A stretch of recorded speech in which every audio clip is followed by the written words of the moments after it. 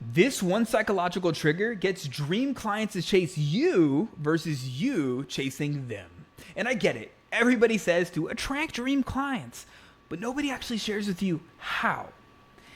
Because you're not one funnel away. You're not one ad strategy away. You're not one viral reel away from it magically raining down millions of dollars into your bank account. But when you know how to communicate your message in a compelling way to your ideal clients, you will, dare I say, get more people to want to chase you, want to inquire about your stuff, because you're tapping into the subconscious triggers that are already going on in their mind. And in this video, I'm going to show you in a non-nerdy way how to infuse this stuff into your existing content or ads or any marketing that you're doing to get more inbound leads, to get more interest from your dream clients. Now, first, let's call out the elephant in the room. We're living in an era right now where information is freaking commoditized. I mean, if you think about like AI and the rise of it, you know, back in when tools like ChatGPT and Claude and all of these AI tools first came out, it was a competitive advantage to know how to prompt these things to get, you know, decent content.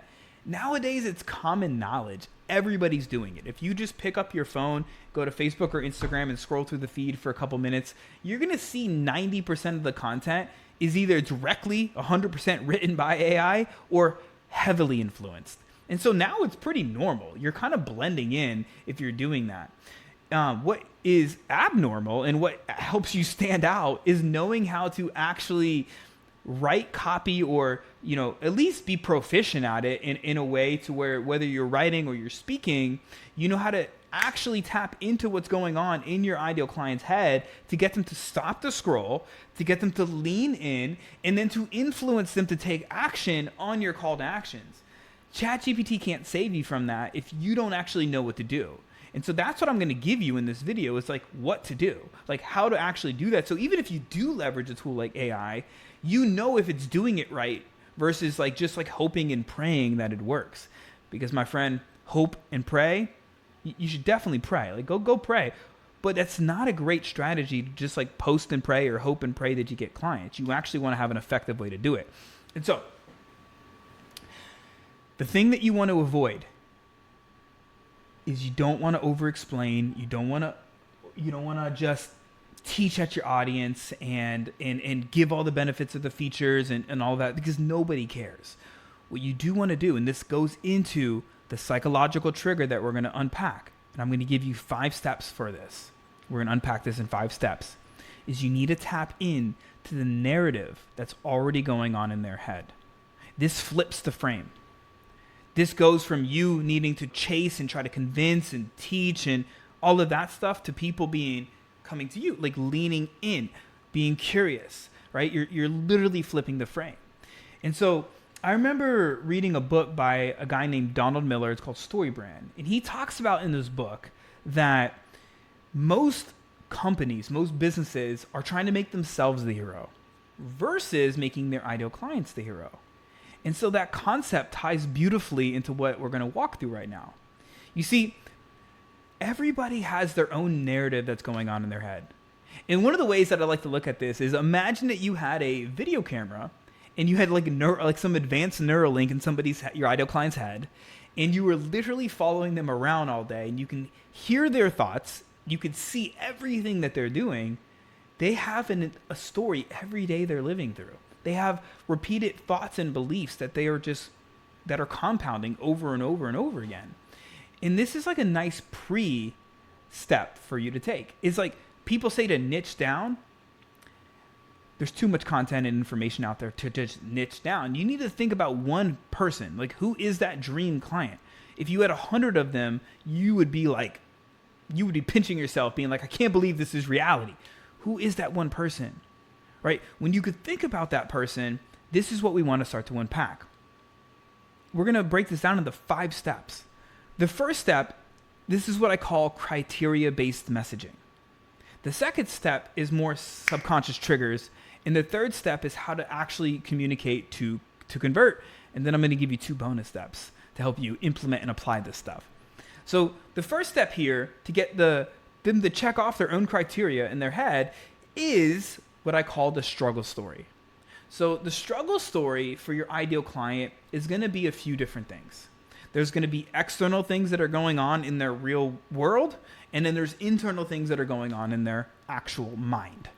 And so for you to unpack this, you need to think through like that core, what's that core struggle that's going on? So let's imagine, and I'm going to use an example of, Susie who needs to lose weight. So let's imagine you're a weight loss coach and you're helping Susie, who's a mom who works in corporate America, and she has 2 kids, and she's been struggling to lose weight for a long time. So her core struggle might be that she just can't seem to lose this stubborn belly fat that's been hanging on her, and she feels unconfident, right? So what's that for your person? Why is this so painful for her? Like, think about this in terms of symptoms. If you go to the doctor, what is the doctor going to ask? What are the symptoms? And you're going to be like, I got a runny nose and I got a rash on my butt cheek. And like, you know what I mean? You're going to give them symptoms.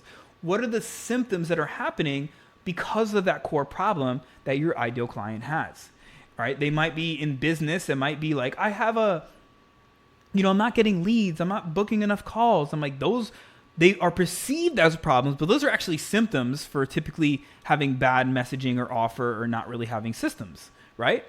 And so what is that for your ideal client? What are the symptoms? What are the unwanted feelings?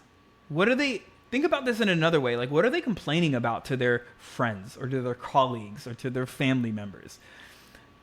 These are often the things that like people won't tell you directly, but they're complaining about it, right? These are like the kind of internal triggers that if you could communicate to them in your marketing, they're going to automatically trust you, because they're going to be like, how does this person know this stuff? Like they try not to complain to like others they don't really know about it, but they're complaining to like their girlfriends, right? Or their colleagues about it.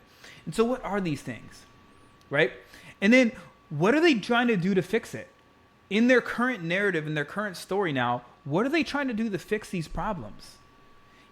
Using the weight loss example, let's imagine Susie has 25, 30 pounds of belly fat that she just can't seem to get rid of. She's like, the symptoms are like low energy. She's just feeling sluggish. She just keeps gaining weight, especially around her like belly area. She's not really sure why.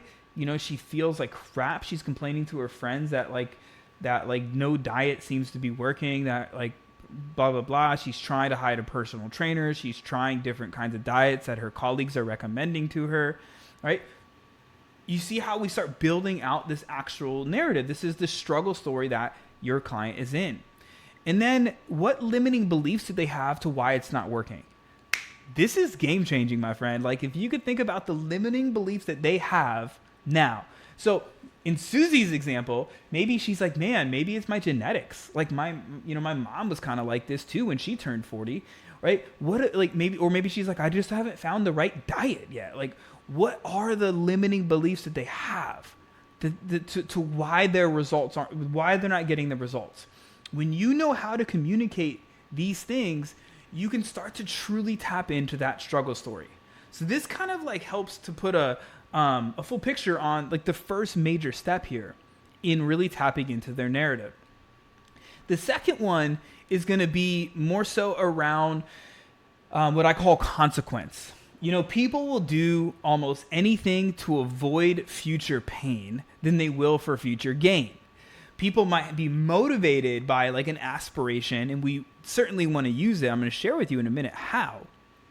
But when people know things can get worse, it often cuts out any complacency. A lot of times if people just kind of go through life and they're kind of broke and they're overweight and they're just like, it's like, it's weird how our minds work. But when people realize that like they're used to this uncomfort, you know what I mean? That's where complacency really sets in. Even though they know they need to make a change, and they might see your content or see your ad and be like, they're so complacent that they don't want to change. And to get more people to reach out to take your call to actions, sometimes we need to bring in a consequence, right? And the best way to bring in a consequence is by introducing a villain. And any great story, any great narrative has a villain. And so if they're struggling but they're complacent, we want to throw a villain into the mix. If you think about, like, I love to use Batman. I don't know why, because like Batman, it's like, you know, there's like Gotham, right? It could be a relatively like okay city, and then all of a sudden there's like these bad guys. And if it was just like, hey, these bad guys are terrorizing Gotham, it would be like, oh, that kind of sucks, man. We need to get like more police officers there, right? But as soon as you start giving the names of like the Penguin, you know, this is a guy with an umbrella that kind of walks and waddles like a penguin, and you got Bane who lives in the sewers with this mat. It starts to bring it more to life, and now you're just like, you're invested into it. You're like, nah, we got to get rid of these people. And so bringing in a villain into the story helps you be able to like paint the consequence without making them feel bad. Because if you make them feel bad, they're not going to want to reach out to you. Dude, I see people doing this in their marketing all the time, and it drives me nuts, to where they're basically just bashing their ideal clients. Like, you know, you're fat, you know, and like, you know, it's, I'm like, dude, do you want to like actually have clients pay you? And they're like, I'm like, you might see like, you know, Andy Elliott do that or whatever, but like, I don't know, like it's probably not going to work for you. And so when you bring in a villain to the mix, like the diet industry or the restricted diet trap, or in more of the business sense, it could be like the content commodity trap, right?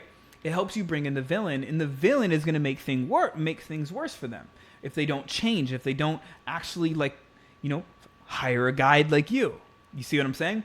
And so when you could paint that, let's use Susie as an example. Like, hey, the diet culture has taught you all of these lies, but if you continue down this path, you're going to end up screwing yourself up, getting diabetes, your freaking hormones are going to go down the toilet, all of these things, and you're going to end up, blah, blah, blah. Now, all of a sudden, you paint the consequence for people. You see what I'm saying? And so like really making sure that you can introduce a villain, and you can start to talk through these consequences on if they don't defeat this villain, if they don't find the solution, that it's going to get much worse. And a lot of times that will get people out of the pain and to take action despite any uncomfortableness. Now, those are the first two. Now, the third, this is where we want to now introduce the guide, right? And Donald Miller talks about this in his book. The way I like to frame it is more in a marketing sense, to where it's like you're going to have some type of big idea or unique solution that you help them find the insight for. Like, you don't want to be the smart one that's like, I know it all, hire me. You're not going to get hired by many people. You want to make them come to the realization. Now, referencing another book, Russell Brunson's Expert Secrets, he talks about the Epiphany Bridge story. So a really great way to do this is by either you sharing your story, if it's true, or a client story of them realizing the solution, the big idea. So if I go all the way back to my fitness days, I introduced this big idea or this unique solution with my own story. And I called it the stubborn fat solution. Right? That was like my kind of solution that I came up with. And I walk people through my story of how I had all this stubborn belly fat and how I was trying all of these different things. And then how I realized that like I needed to, I found the nutrition style that worked for me, the workout style, my mindset stuff I worked on. And I basically like made that my methodology. And now people were like, well, if he did it, I want to do it as well. And so it's like I almost gave people an insight through my own story, and I made the idea, the solution, to where it was like something that they can like tangibly pick up and do, even though it's part of my coaching. Does this make sense? Another example of this as well is in my business. Like I remember when I first got into like, you know, consulting and teaching more of like the marketing stuff, I had this like video framework that was working like crazy for me. And I gave it to like a couple of other coaches, and they took off. Like literally I had one coach, his name was Leo. He was making like between like, you know, $1,200 to maybe $8,000 a month. And then he applied this video conversion framework that I had. And he literally he made like 16K 1 month, then he did 26K, then he did 33K. And it started to spread, and people started to talk about it. And that was my unique solution, to where it was like, I wasn't the smart one. I just like, I accidentally created this like framework that seemed to work for people, and they were just like skyrocketing up their businesses. And so What is that for you? Like, what is that big idea, that unique solution for you that you can infuse, and it works perfectly in the narrative to where you got struggle story, you got the villain who's making things worse and there's consequences, but now you have the solution that you can give to people that now they can take action on, and you demonstrate it through either your story or a client story. Now, the fourth piece here, if I can talk, is the transformation journey. What does that transformation journey actually look like? You see, in most people's marketing now, they're talking about things like the whole, like, you're going to lose 50 pounds type thing, or it's like, get to 100K months. And it's like, that's fantastic. That's great. But that's not how stories work. And if you want to get more people to believe you, even if what the promise that you're saying is believable, if you want to get more people to actually believe you, because people have their own limiting beliefs, you need to actually paint it out like a real story. And so the transformation journey definitely has a dream outcome. And that could be for, in a weight loss business, it could be lose 30 pounds of belly fat in the next 90 days, right? In a business coaching offer, it could be get to 30K months in the next 90 days, right? It's just like very generic examples. And that's great, but like people don't wake up, they don't go from like, ooh, I got a solution to like, 30K months. That's just not how it typically works. And so like, what's the journey for people? And so if you can come up with a short term, a midterm, and a long term, where you think just like, what's the short term is the immediate result and how they're going to feel. The midterm is like what happens after like maybe like 6 months, then 12 months later, like what's happening. When you can like articulate this in just a single sentence for each, right? A weight loss offer could be like, maybe the dream outcome is like lose 30 pounds of belly fat and feel confident in your body. Right? The short term might be you're going to finally break a weight loss plateau, feel more energized, and start having more confidence. Then midterm, you're going to start to see visible belly fat reduction. You're going to have a better mood, and you're going to feel like really good in your own skin. Right? Long term, you're going to have a pretty damn healthy lifestyle. You're going to be a positive role model for your kids. You're going to inspire your family. You're going to have a positive body image for maybe the first time in a decade. Right? You see how we again break, now people can like see this. So when we articulate this in our marketing, it's literally tapping into the story that they already know to be true if they took action, and it allows them to see it goes into steps, versus if we give them some far-fetched promise, it's like, they're like, I don't know, man, that seems like a lot. Versus when we paint it out for them, it makes it way more digestible, and it makes it more likely that they will take action on your stuff. And then the fifth thing here is going to be how you actually infuse this into everything that you're doing. And so the ways that I like to do this is, number one, is you want to have these things being infused in your overall content cadence. And so there's different types of content. You have connection content. This is where you might have more of like a self-diagnosis, to where you're either sharing your personal story, or you're basically sharing a little bit more of the struggle story, for them to connect with. And then you have belief shifting content.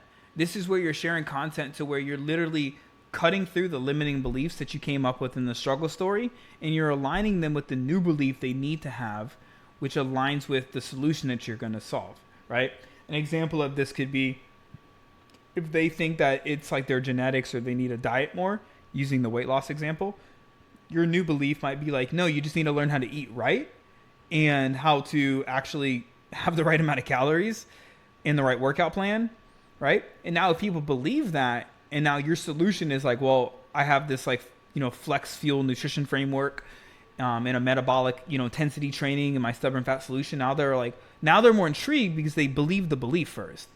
But if you try to sell them your solution while they still believe these limiting beliefs, they might want to believe you, but people are going to take action based upon what they believe. Does that make sense? And so we want to get them to believe the new belief so that when you introduce your solution, it makes more sense. Which leads me to my third type of content. It's going to be more authority content. This is where you're going to give them the insight that they need and introduce your solution.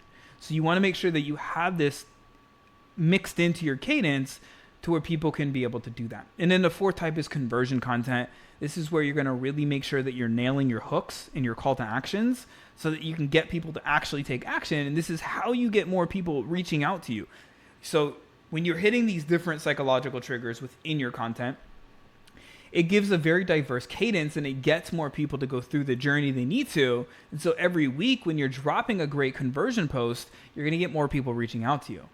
Now, if you want to see a full playbook on that I've come up with for free on like how to actually structure these different types of content, just shoot me a message on Facebook or Instagram and just say the word content playbook. I'll know what that means. I'll send it over. I'll also link it down here below. If you're watching this on YouTube, you can click around and you should be able to find it just fine.